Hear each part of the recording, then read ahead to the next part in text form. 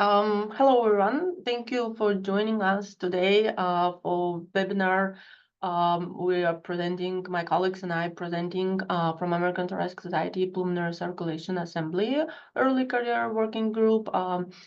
We would like to present today on career development opportunities for interest in pulmonary vascular disease. Our presenters, Dr. Maida Jakub, Cameron Maguire, and myself will share information on career development opportunities for academic scientists, clinicians, and those with both interests. From my presentation, you will learn how to become involved in a review or editorial task. Dr. Jakub will present on how to get engaged with professional society and leadership task, and Dr. Maguire will share information about the finding opportunity for your research. At the end of the presentation, we will be able to share slides with those who interest. So let me start with some tips for those who are seeking currently opportunities to become a reviewer, manuscript reviewer, or to serve on editorial task, editorial board. So there are always opportunity around us, and you can start with asking your colleague who already reviewing manuscript for journals, and they can recommend you, or you can directly connect with editors-in-chief from journals by inquiring them whether they are seeking new reviewers. It's also worth to network at a professional conference with senior colleagues who might be aware of this such opportunities. If you're working with your PI mentor, so it's typically how majority of the people start to helping your PI to review manuscripts for journal, and then the process in which you can learn how to do manuscript reviewing properly. So most of today's presentation I will spend on opportunities for editorial fellowship, which provided by certain journals, and you will learn how to become involved in reviewer editorial task with specific journals in pulmonary vascular disease. The first editorial fellowship I would like to share with you from American Journal of Physiology, AGP Lung Cellular and Molecular Physiology. They launched this editorial fellowship from 2021, and currently the aim of this fellowship is to provide early career researchers with insight into training with stage of manuscript processing at their journal. They matched fellows with any of the 9 editors of the journal, and this program is open for postdoctoral fellows, physicians, of medical training, and junior faculty who are currently or have not been served previously on the editorial board or as an editor in any capacity in any journals. So though typically they're inviting up to 10 participants each year, the commitment for 1 year, and deadline announced typically in the editorial from the chief of editor. So currently, Dr. Larissa Shimoda has been selected as an editor-in-chief starting this year. So the announcement typically provides an editorial with all details and deadlines for this application. Another journal from American Thoracic Society journal, it's a Red Journal, American Journal of Respiratory Cell and Molecular Biology. They run editor apprenticeship program. It's first year. They launched this year as the first year for 2 years. So currently they are seeking applications from early career individuals. They would like to involve the early career individuals in reviewing research manuscript and supporting editorial process. They will match each fellows with one of 15 editors, so the capacity is 15 participants for 2 years. During application process, each applicant can provide the first, second, and third choice of editors who are listed on the website. Apprentices will be featured, pictured, and bio sketch on journal website, and also will be listed on the journal masthead. At the completion of this apprentice program, they will receive certificate and will be considered for the membership of the journal editorial board. So the program open for researchers who are within 5 years of the first faculty appointment, or also for postdoctoral or clinical fellows who within at least 2 years in this position. Other criteria for selection include at least 2 published research articles, and the applicants must be current ATS members. So they currently seeking for applications, and the deadline is open since they will review the application and rank their suitability on first come first serve basis. So that's why it's currently open applications. The other ATS journal, including Annals ATS and ATS Scholar, run similar editorial fellowship. You can find more detailed information on their website. And American Journal of Respiratory Critical Care Medicine journal invite interested applicants to fill out the form online to become junior reviewer. The CHEST journal also provide opportunity for early reviewer or editorial tasks for early career individuals. They run early career program for 1 year. They asking for commitment of about 10 hours per month. And this program open to medicine professionals who are within 15 years of their terminal university degree, and they preferred junior or young faculty members. The criteria also include at least one paper as a first author, which has been published and undergone publication process in a CHEST journal. So the deadline from previous programs sometime is September, and if you have any questions specifically or seeking more details, so you can always reach out directly editor-in-chief, who is Dr. Peter Mazon currently, and they will share some information with you. The New England Journal of Medicine also have their own editorial fellowship, which run for 1 year. This program open only for MD fellows.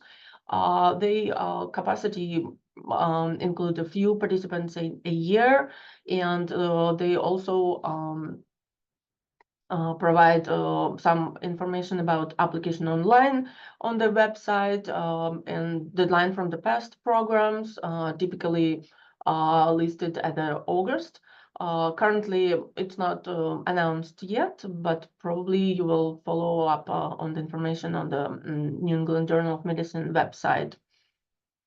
So there are also other opportunities within other journals, which I would like highlight for some of you who might be interested. There is a American Journal of Transplantation editorial fellowship from JAMA Internal Medicine, from Annals of Internal Medicine. Radiological Society of North America has many journals which also run editorial fellowship, and the applicants can select specific journals to get involved in the editorial task. American Society of Clinical Oncology also provide opportunity to serve as an editorial trainee in their journals, and there are also opportunity to get involved with Nature journals as a junior reviewer if you fill forms online. And for your convenience, I have also provided those hopefully useful links for people who are interested to get more information online. And as I said at the beginning introduction, so we'll be happy to share slides with those who are interested from audience. Thank you very much for your attention, and I will get back to Meda. So can I add a little bit? So for the American Heart Association, actually they also have quite a few journals. They have this like a earlier career committee, or earlier career editorial board committee, like a journal American Heart Association. I was very fortunate to select as one of the earlier career editorial board. They open the application I think every year, and they have a 1 year and can renew for another year. And also like ATVP, it's another journal that's also related to the pulmonary vascular. They also have an early career for that's related potentially to the pulmonary vascular disease. Just want to add that, but it's great job. Thank you, Alexander, for that presentation. Thank you both. So my name is Mayra Yaqub. I'm an assistant professor at Cedars-Sinai Medical Center in Los Angeles and a junior faculty. So I'm going to be chatting about professional society leadership and committee involvement. There are a multitude of societies that you could be a part of. These are just a few of them. I will talk about each of them in a little bit of detail. So I'm going to start off with ATS. So ATS has a great number of opportunities for you to get involved. There is an ATS apprenticeship program that you can apply for either the program committee, planning committee, or the web committee. The program committee is tasked to design the international conference content. The planning committee essentially solicits projects like clinical practice guidelines, position papers, and workshops. And the web committee helps in developing web content and establishing an online presence. Needless to say, international. Do you want to share your slide, or you don't have a slide to show? Oh, you can't see my slides? No, yeah, you share. Yeah, sorry about that. Yeah. No. Thank you. Let me just do this again. I can see it as sharing. Do you see it now? Yes. Thank you. Okay, sorry. Here we go. So the web committee, like I mentioned, is essentially helps developing web content and helping with developing an online presence for ATS. And international candidates are welcome to join. The deadline for this year has passed, but it opens up every year. Just for reference, it's not just the ATS-PC committee that has opportunities for apprenticeship. I can never say this word. Apprenticeship program. There are other committees that you can also join and be a part of. The early career working group that this webinar came out of is essentially a network of like-minded individuals who are at the same stage of their career, and they help each other in achieving their career goals. And it's been pretty cool to be a part of this group. Other assemblies have this opportunity as well if that interests you. There are mentoring programs available that essentially link a mentor to a mentee. And the mentor is a senior member of the assembly. They will typically connect via phone or email or some sort of social media prior to the conference, where they sort of discuss goals of the mentee and how the mentor can help them achieve those goals. And then they meet once in person during the meeting, and if it works for both of them, continue their relationship following that. There are also teaching competitions that you can partake in, and there are scholarly pods where essentially under the medical education committee, if you're a clinician educator such as myself, where you could be a part of projects that are already ongoing or proposed projects that you would like to be a part of. Links for all of these have been provided at the end of my slides that will be shared with you. And other than that, involvement in the conference itself is highly encouraged, networking at the conference, and then proposal submission for sessions that you would like to be presented. There is a roadmap in the conference that you can follow and network with individuals, and volunteering for being a moderator for poster sessions. Now I'm going to talk a little bit about CHEST. The CHEST has a pulmonary vascular disease network that you can be a part of. There are leadership positions that open every year that are announced through social media. And you could be involved in submitting a CHEST project, which is basically clinical education material in the form of webinars, podcasts, online courses, and clinical tools, games, and others. There are open, the guideline proposal submission is open currently, and I think it closes in April at some point. And they do have an upcoming meeting in Boston. So if you are going to the meeting, do attend the network meeting and the mixers. They are pretty low key, and it's fun to interact with people who have the same interest as you.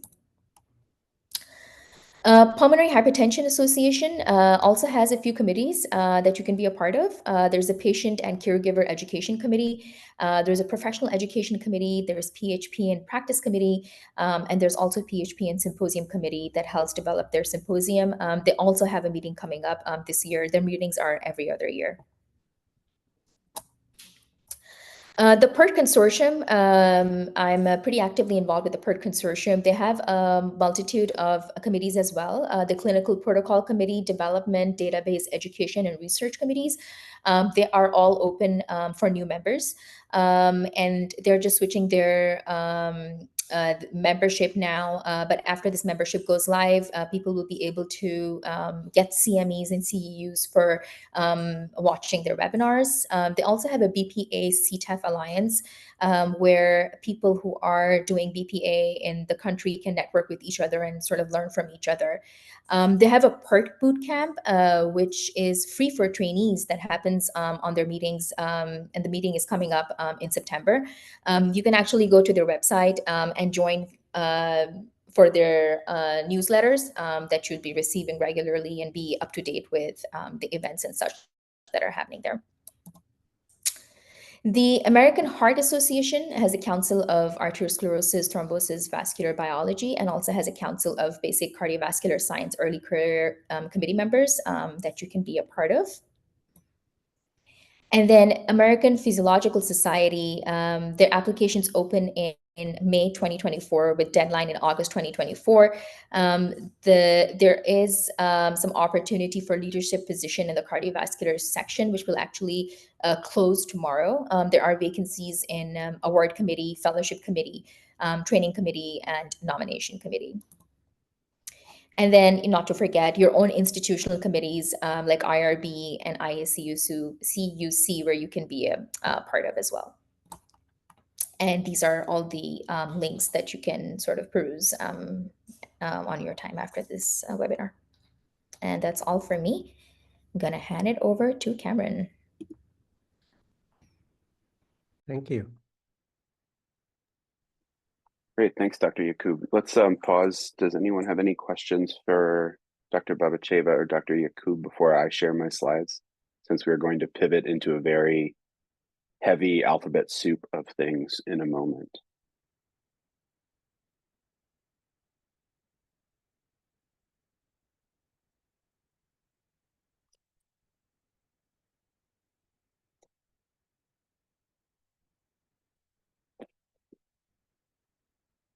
Okay, and Jiu, anything to add? Dr. Dai, anything to add? No, so I think because we don't have a so crowd in here, so if anybody have any question, we can actually we can more interactive. You can ask, then we can address your question quickly. How about that? That sounds good. Yeah. Okay. In that case, let me share my slides.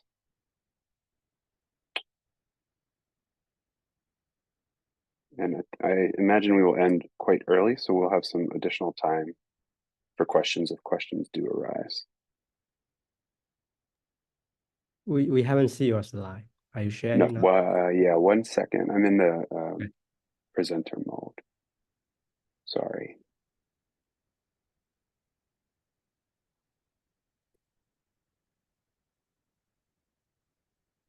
Okay. Full screen.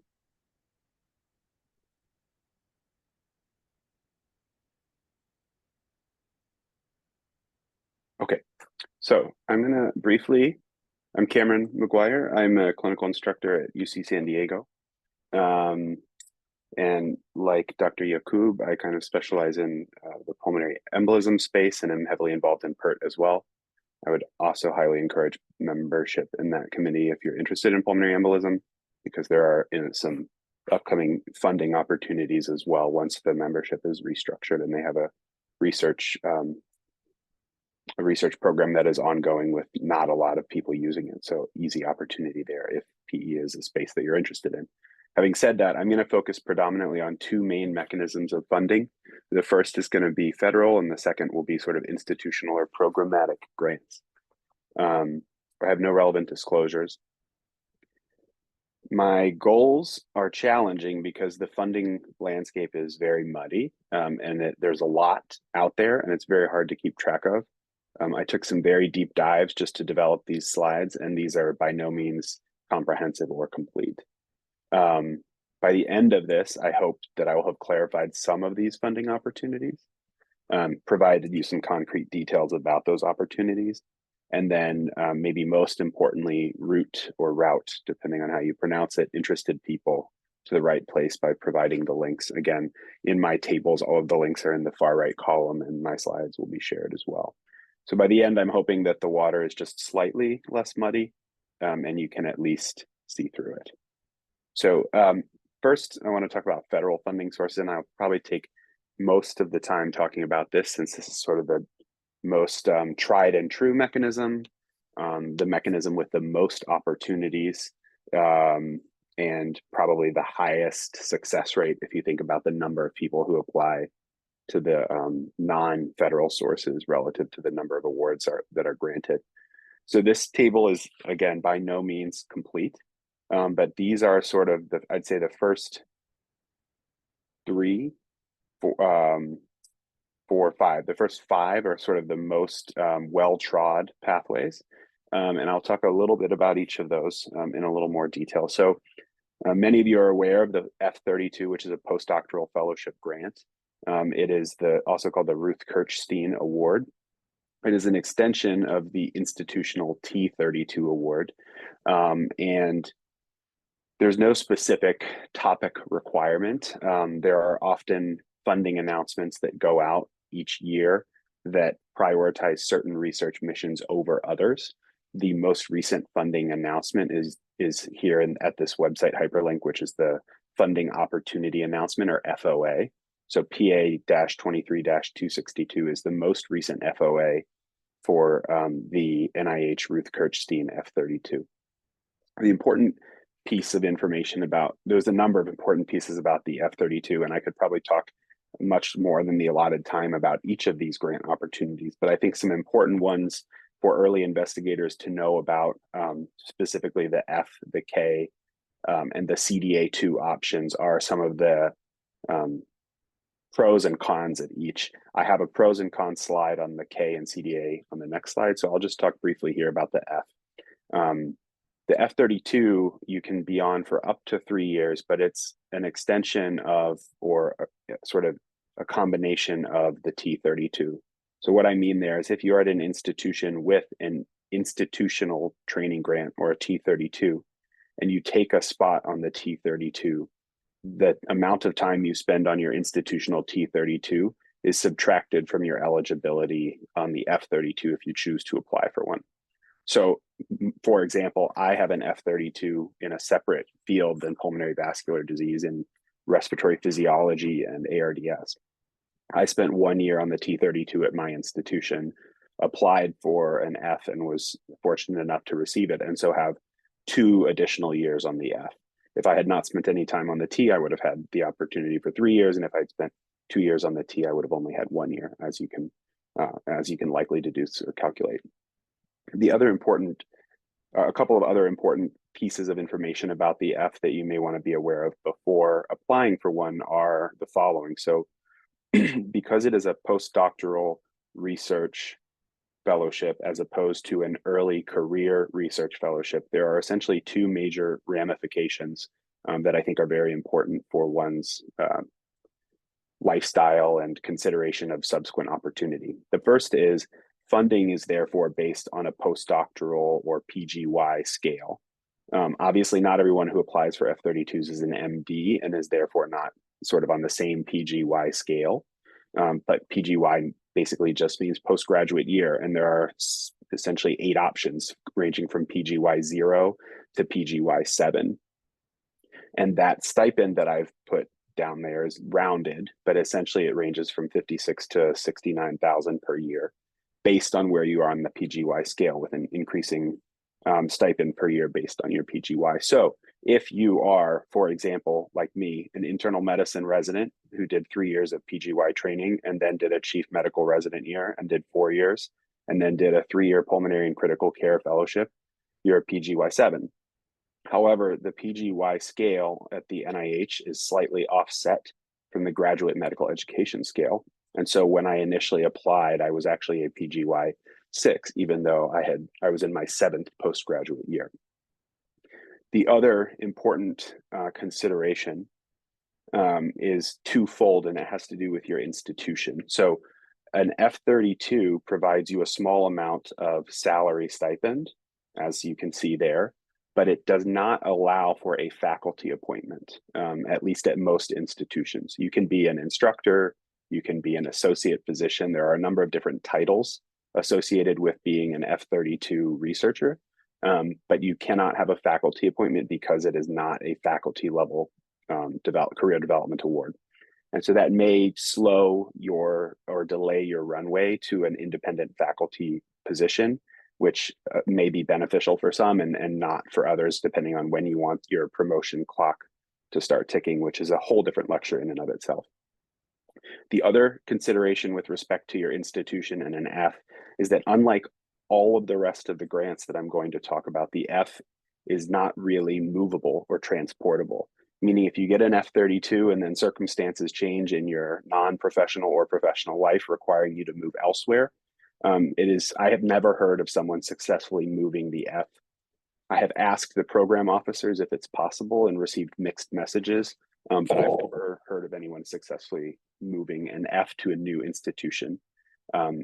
Feel free to correct me if you've heard otherwise, other members on this talk. Excuse me.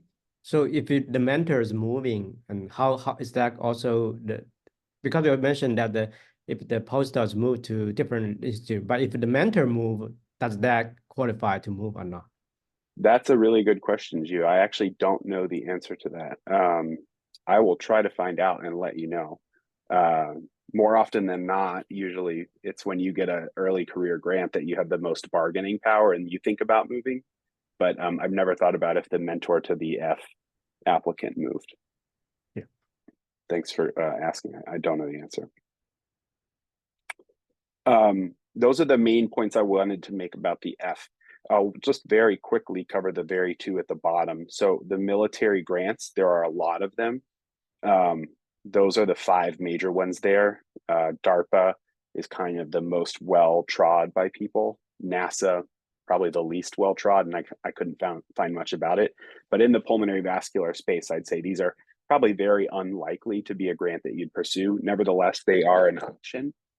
These 2 sites from Cornell and UT Austin actually have a really nice breakdown of each, as well as links to each, minus the NASA grant. They didn't have a ton of information. They pay very well per year, but again, not something you're likely to pursue. The other one that it's quite an interesting grant, just because it has an impending deadline of March 22nd, 2024, is the NIH Recovery or NIH Recover program.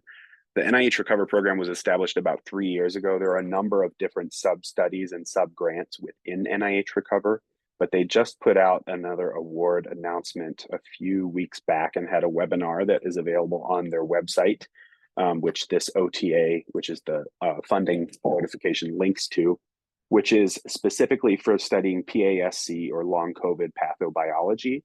And there are a number of sort of specific areas of interest that they recommend applicants apply for, a couple of which have seemingly fairly nice overlap with the pulmonary vascular space, including endothelial dysfunction in long COVID survivors, as well as the role of thrombosis and or procoagulant sort of cytokines and signaling in the setting of COVID infection and then subsequent post COVID impairment. And you can see that it pays quite a bit of salary per year and quite a bit of research funding per year. The one caveat to the NIH Recover opportunity is that you have to have a person on your research team who is in some way affiliated with the NIH Recover already, because this is sort of a sub award of one of the pillars of the NIH Recover program. there has to already be some infrastructure at your institution or at an institution that you are on the grant, that you have on your grant, that you have access to, so that you have access to their samples as well as their database, et cetera. But also a great opportunity. The NIH, K08, K23, and CDA2 I'll compare on the next slide. I just really quickly wanted to talk about the K99/R00, just because it is an opportunity for some who are incredibly well established early in their career, have been very successful in publishing. It is initially a mentored research award, similar to the K and the CDA, which I'll cover in more detail on the next page. But it transitions into an independent award at the last couple of years, with the idea being that the researcher who receives the K99/R00 would use the last 2 years of that award to really develop a very strong application for a true independent award like an R01, or perhaps even a multi-program award, which are called P or U grants, which I'm not even going to talk about today. So that's a really nice opportunity. That I think the barrier to entry is a bit higher in terms of the expectation of the number of scholarly products, i.e. first author papers, the amount of preliminary data, et cetera, but certainly one to consider. And there's the most recent funding opportunity. I put an asterisk next to the deadline because as with all other NIH funding mechanisms, there are rolling deadlines, but the most recent K99/R00 FOA, or funding opportunity announcement, was in 2000 with a May 12th, 2024 expiry.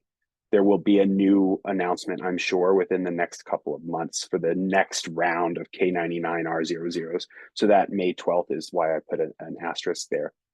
The salary and research components of the NIH K99 are IC specific. IC stands for Institute or Center. So NHLBI, for example, is our main institute that most of us would apply through, but you could certainly apply through NIGMS, National Institute of General Medical Sciences, et cetera. Each of those have slightly different stipulations about the research versus the salary. For most places, it's going to be $100K per year for salary, just like a regular K mechanism, with slightly less research. So maybe anywhere from 25 to 45K per year at most of the ones I was looking at. But again, the benefit there is even though you get a little less research support in the first 3 years, you get substantially more support in years 4 and 5 as you're transitioning to the R00, with a cap of $249 per year total, which includes direct salary, research, fringe benefits, et cetera. All right. I'm going to pause for a second just to make sure there aren't any major questions, since I just threw out a bunch of acronyms and a bunch of jargon, before moving to the comparator slide, really, which I think is probably the meat of what most of us would be interested in, which is the early career development awards through the NIH or the VA, which are the K and CDA. Any questions before I continue?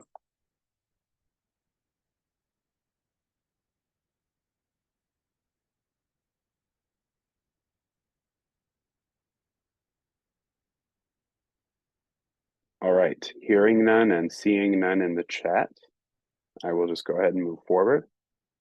So a little more about the K and about the CDA. This is basically a head-to-head comparison of these two awards. Not everything here is written in stone, and there are some sort of playing the game type of things to consider if pursuing either of these funding opportunities. Basically, however, it's a 3 to 5 year funding opportunity. Generally speaking, anyone who gets a K or a CDA uses the full 5 years. But if you are just absolutely killing it in the lab or killing it in your clinical research and you're ready for an R sooner than the 5 years, go for it. When you're ready to be independent, that's the best thing you can do. Nevertheless, I'd say probably 90+% of people use the full 5 years. It is rare that you don't get funding for additional years, but you do, as with any major grant through the NIH or the VA, you do have to submit annual progress reports showing that you have been doing something. The bar is quite low. So it is very rare that someone loses their grant. But if, for example, you got your 100K award and then literally did nothing but hang out in Tahiti for 365 days, you may actually be unable to get subsequent years. So the main distinction, I think, between the K and the CDA is in the salary support. And this is a distinction that is probably more relevant if you are in a high cost of living city.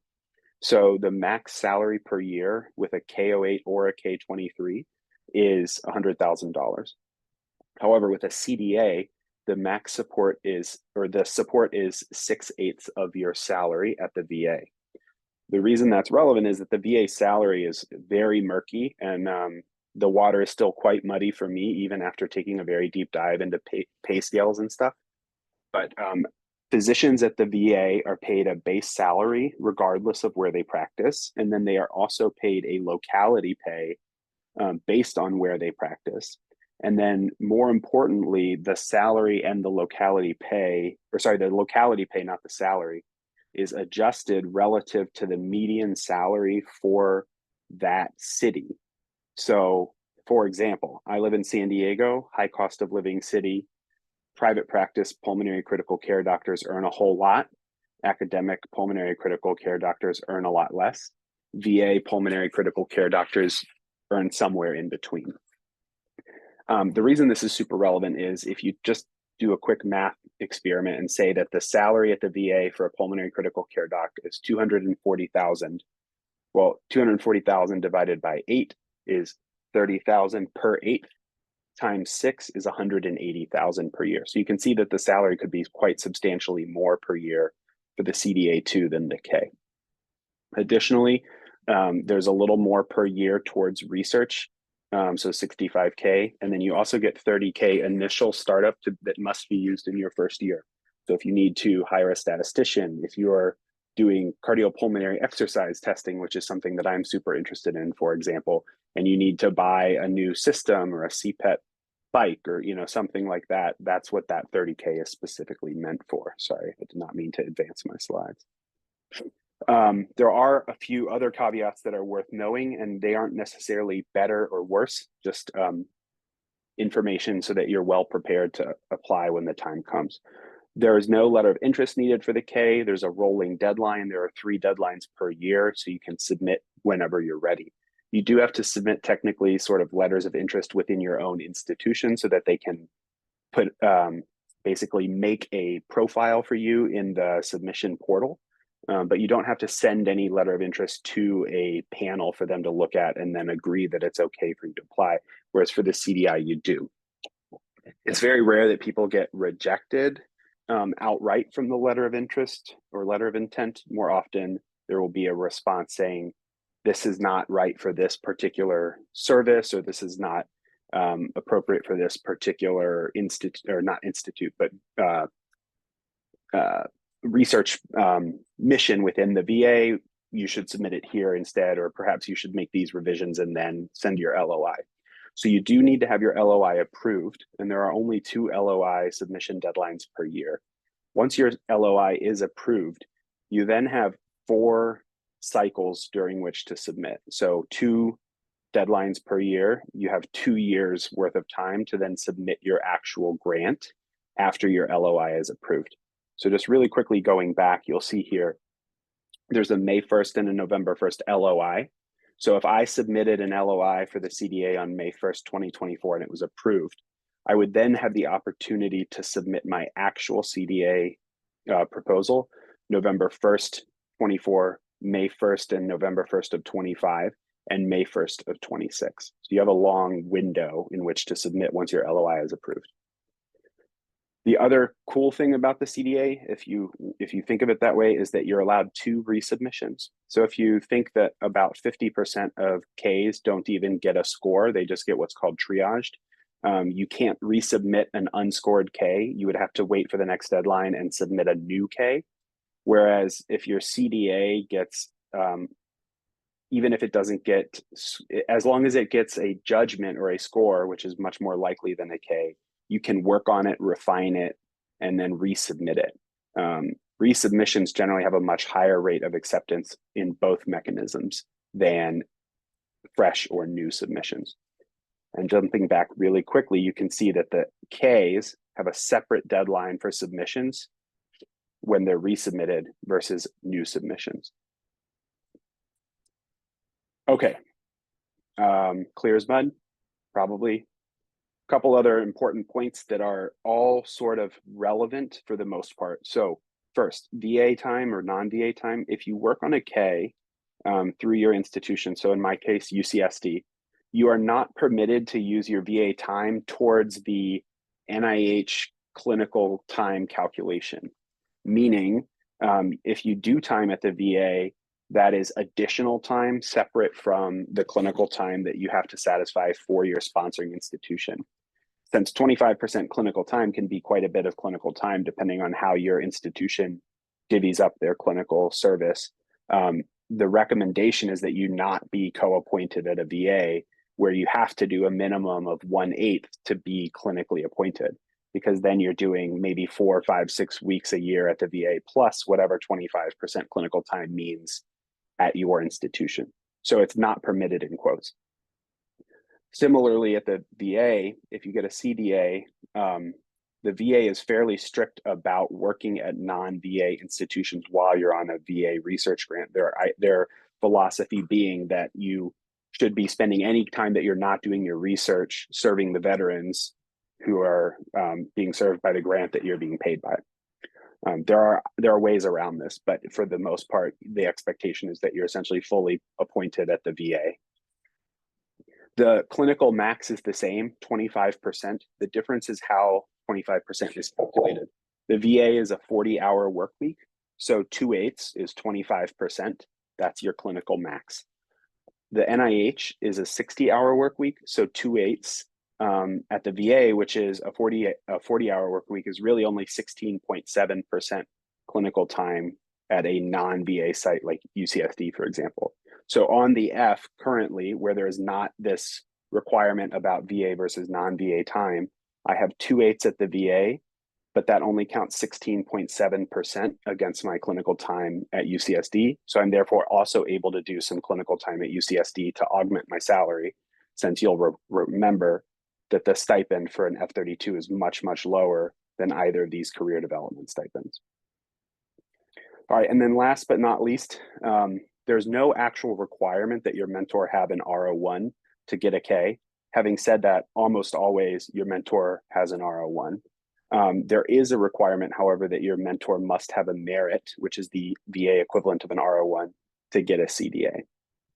As a result of this, there's actually a lower overall success rate of CDAs relative to Ks per submission cycle. But I put an asterisk here because there are two important factors. You can submit multiple times after a CDA initial submission, whereas you can only submit once after a K. That increases the success rate substantially. And then more importantly, not all VAs are created equal with success rates in CDAs. So certain VAs have incredibly high CDA success rates, upwards of 60%. And if you happen to be fortunate enough to be at a VA where the CDA rate is high, then your success rate will far surpass that of your success rate applying for a K. Those are most of the kind of important caveats I wanted to make between those two awards in the interest of time. And I'll pause really quickly for questions here, just because the next is going to be pivoting into some talking about some programmatic and funding sources, which is even less complete than this federal funding source overview that I've provided. So I have a question about the CDA VA, because I'm not familiar with the VA funding. So is this CDA need to be like a like a physician based, like a research? Because you mentioned that that's a like a 1/8 a point time. So like for example, I don't know, it's the VA they all have also have the like a PhD like CDA mechanism. Yeah, great question. So no, there are actually 4 services within the VA that fund CDAs and merit awards. The 2 that I've put here under topic are the most equivalent to the K08 and the K23. So the BLR&D is the equivalent of the basic science lab project, and the CSR&D is the basic equivalent of the clinical science. So that it'd be like the K08 and the K23. There are a number of PhDs working in labs at the VA who have CDAs. Your question about tying to a merit is a little more challenging, right? Because often merit awardees at the VA are physicians who maybe have predominantly a space in the research realm and are not doing a lot of clinical time.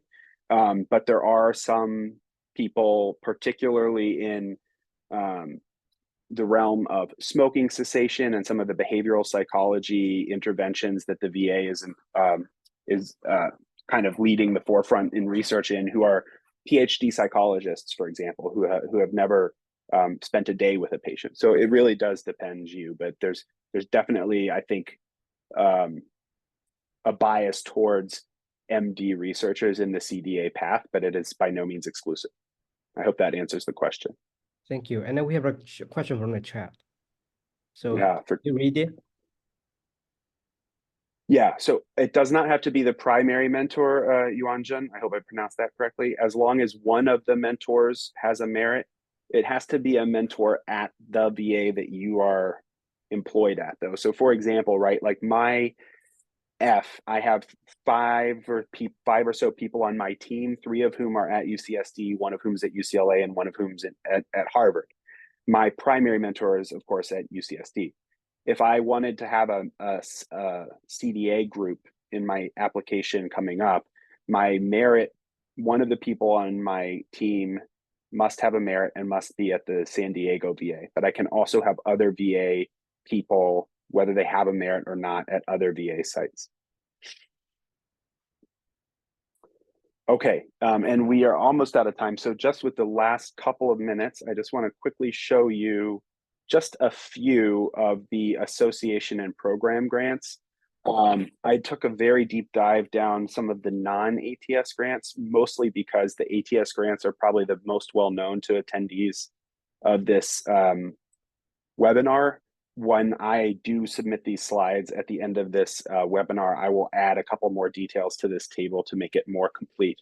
There are 3 other sort of major funding opportunities, even outside of association and program grants, that are, given the constraints of time, beyond the scope of this. But you can do investigator-sponsored research with drug companies or device companies, for example. Many of those companies, particularly the really large pharmaceutical companies that make PAH meds, have research awards each year. So the most common now is the Genesis Award from United Therapeutics, but the top award here from the ATS, called the Pulmonary Vascular Disease Early Career Investigator Award, used to be called the Intelligence Grant, which was sponsored by Actelion before they got bought by somebody who probably got bought by somebody who probably got bought by somebody. But essentially, a number of pharmaceutical companies have some of these grants as well. So if you're interested in other mechanisms, even beyond what I provided here,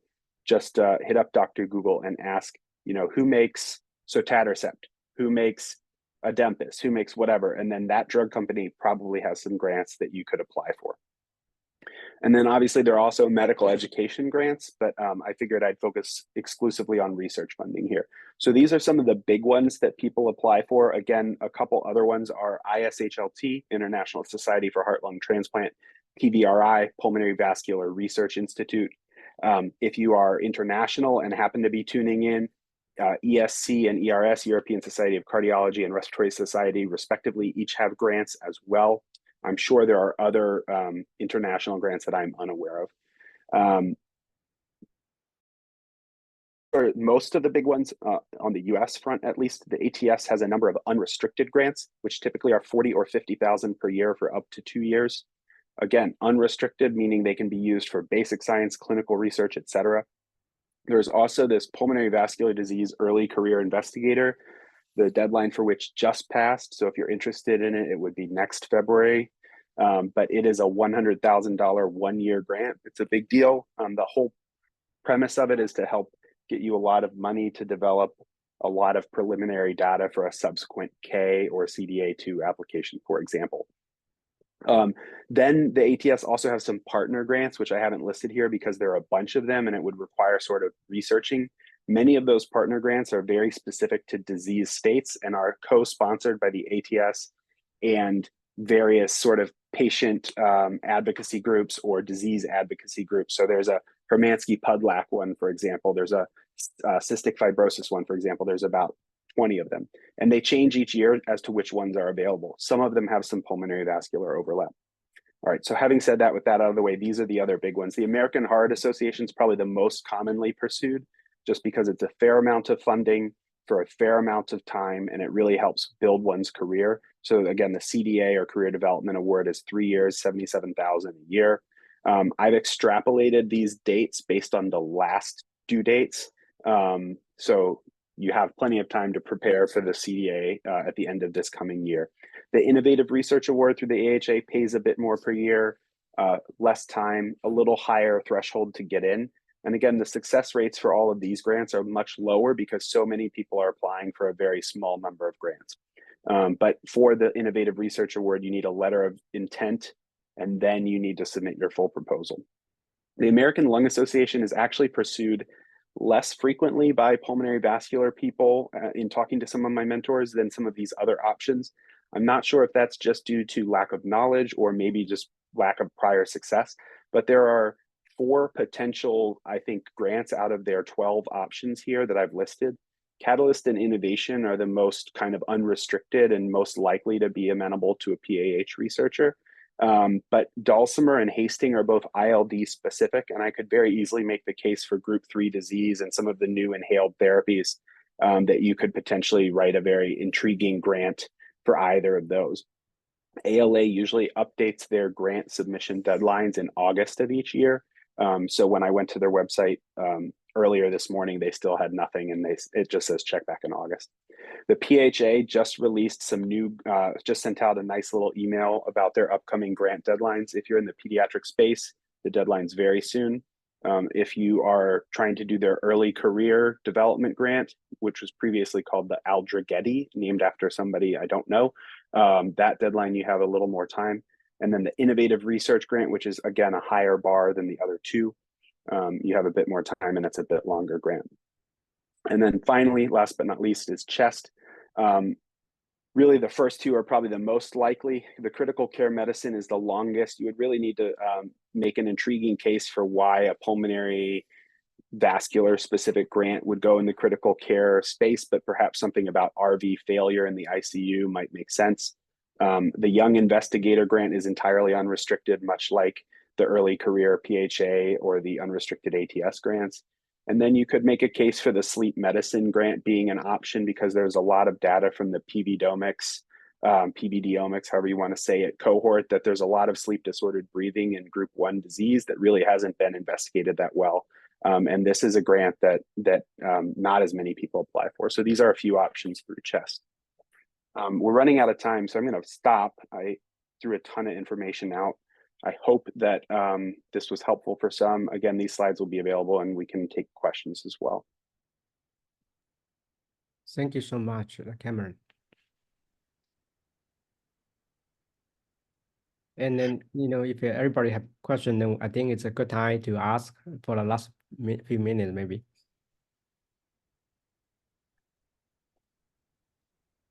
Cameron, I wonder, of course, you didn't mention this, but I assume for VA KOCD awards, are those limited to US citizens? Yes, well, mostly, not entirely. It's very murky. So my colleague Laura Barnes is English, not a US citizen, but is eligible. So I'm not entirely clear what the criteria are. You must either have an appointment or have a commitment from the VA for an appointment by the time your grant is funded. So as long as the VA deems you fit enough to be an employee of the VA, you are eligible to also pursue the CDA. But that's an important point because you don't have to actually be an employee at the time that you submit your letter of intent. You just have to have a commitment from a division chief and the VA to hire you if you get the award. And then that is a great question that citizenship may play into that, but I don't know exactly because I know some people who aren't citizens who are VA employees. Okay, thank you. Yep. Thank you. So do we have other questions? I think this section is fantastic, and then we have a also recording, and then we can distribute the material, and you should able to find the speaker's contacts through Dr. Google, right? So if any question, then they were able to answer you. And then thank you everyone, and thank you for our speakers to show so many informative information about early career review, or the involved in the society and the grant opportunity. I think a lot of new knowledge for me, even though I know some of them, but this going to help me, and the early career postdoc or the training. Thank you so much. If there's no more question, then any question in chat or no? Okay. Nope. Okay. Thank you. And then we may see you in the next time our workshop. And thank you for everyone and then